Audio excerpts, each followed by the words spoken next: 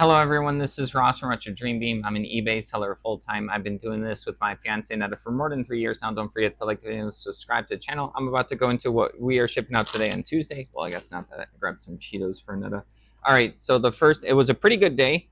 Some chunky sales. So the first thing is a set of two of these corn Sigmar sprues right here. So just bits and pieces for this particular faction. You can see there's like one sprue here, and then on the other side there's another sprue. Got a bunch of these bits and pieces. People like to kit bash and modify their miniatures for Warhammer 40k. This ended up going for $15.99 plus shipping. That one's going to a repeat buyer. All right, next up is going to be a lot of 58 right here.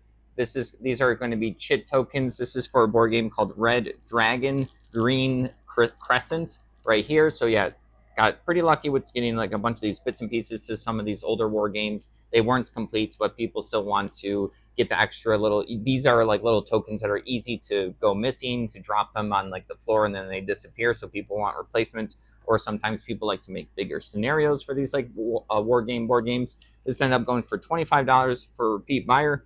All right, next up is going to be this plane right here. It's an ME 262 right here, die cast little plane. Got a bunch of these. The previous owner had put some like little magnet metal thing in the bottom of all these. I'm not too sure why. No one's mentioned anything about it. But yeah, this one's in pretty good shape. I usually get like die cast cars and trucks and stuff like that. But when I get like the planes, the helicopters, the tanks, they do a lot better. I just don't find them as much. This just individual one sold for $10. I got like a big bag. I actually went through these in a video probably like 6 months to a year ago of all these. And then when I got them, I was excited. And when I was talking about them, I said people will slowly pick them up and they do pretty well because that was really cheap to get a bunch of those. All right, moving along. Some of the stuff I didn't even realize that sold yesterday. I was so busy. I listed a bunch of like books because that's like the free category that I can list into, and I have some free listings for. It was like Goosebumps, some like teenage girl interest books, mystery books, stuff like that. So I was just so focused. Annetta was dealing with all the offers and everything, so I didn't realize that we had some of these chunky sales until today when I was pulling items. So yeah, we got a lot of 81 Magi Nation. These are first edition commons and uncommons. This is a game that was also trying to be a bridge into Magic the Gathering. So you'll have like creatures and you'll do like combat. It's supposed to be more like kid focused and stuff. They have a really cool like back of the card design right here. But yeah, this is just commons and uncommons. I forgot I listed a bunch of this stuff. This sold for $59.99. So I do super well with the dead card game stuff. I do look it up when I get this stuff. I will do lots. I'll try to like make lots that make sense sometimes by like a creature or color. I really try to dig into the game and see like what the person wants or what the players want. And then sometimes I'll do like the rares or foils separately. Sometimes I'll make lots of those. It really just depends on which dead card game I'm doing. Dead card game just meaning that it's not a card game that's still sold these days. All right, moving along, we sold our first Warhammer the Orc boxes. I did a video on this a couple of weeks ago, maybe 2 weekends ago. I listed all the stuff. It didn't take too long to list it. I ended up getting $100 for this. These are Iron Jaws. These are going to be like the start collecting. It was like a more rare box, I think the person told me when they sold it to me. So yeah, it shows all like the little miniatures. You have to bring this out of the box. It's going to be on sprues like this stuff that you've seen me selling. This is actually Age of Sigmar is going to be one of their fantasy versions of the game. They also have Old Warhammer now, which is also their fantasy game from before that they brought back. So it's a little bit more complicated. But yeah, people do like Age of Sigmar. This ended up going for $100 for that. I did pay up for this one, I think like $40 or $50. I mean, I did like a bulk purchase, but like when you divide it up, that's kind of like how I can divide it up, if that makes sense. All right, moving along. I got a bunch of these Shonen Jump Naruto DVD box sets, or these uncut box sets. I don't know if that's any different than like the regular ones. I got these a bit ago. I got really lucky. I got a bunch of anime DVDs and then manga books. I got like a 300, 400 of various things. I know Gen Z is into manga and anime. I know millennials are. Naruto's like an older one. I've never really watched too much other than Attack on Titan. But yeah, this box set ended up going for $20. I got a bunch of the box sets. So they've been slowly selling since I got them. All right, next up is going to be, is this the same person? One second, let me double check right here. Oh yeah, this is the same person that also bought this right here, the Corn Sigmar. Oh, this is not Warhammer 40k. I'm sorry, I said that was 40k earlier. This is the Age of Sigmar stuff. And then here's more Corn, the faction bits and pieces on two different sprues right here. So this is going to be a combo order. So they spent $17.99 for this one as well. So yeah, I really enjoyed getting all like the bits and pieces at these auction. I noticed that like no one usually, luckily, outbids me on them, so I like dealing with it and learning about them. I have seen people on eBay that when they know like what each individual piece is, like they sell them individually, and they do pretty well. They'll have a lot of feedback and a lot of sales. So I just think it's like really interesting if you really know your stuff for the miniature bits and pieces. You can go deep on it. All right, next up, I don't think I'll ever get to that level. I like selling like the sprues and stuff, but we'll see if I ever get anything cool at like an auction. If I ever get any like old bits and pieces, maybe I'll dig further into it. All right, moving along, we have this sci-fi spaceship right here. You probably can't see it. It's like a couple inches. I could not identify this for the life of me. I wanted to say it was like Star Trek or something like that, but I got a bunch of these like metal miniatures.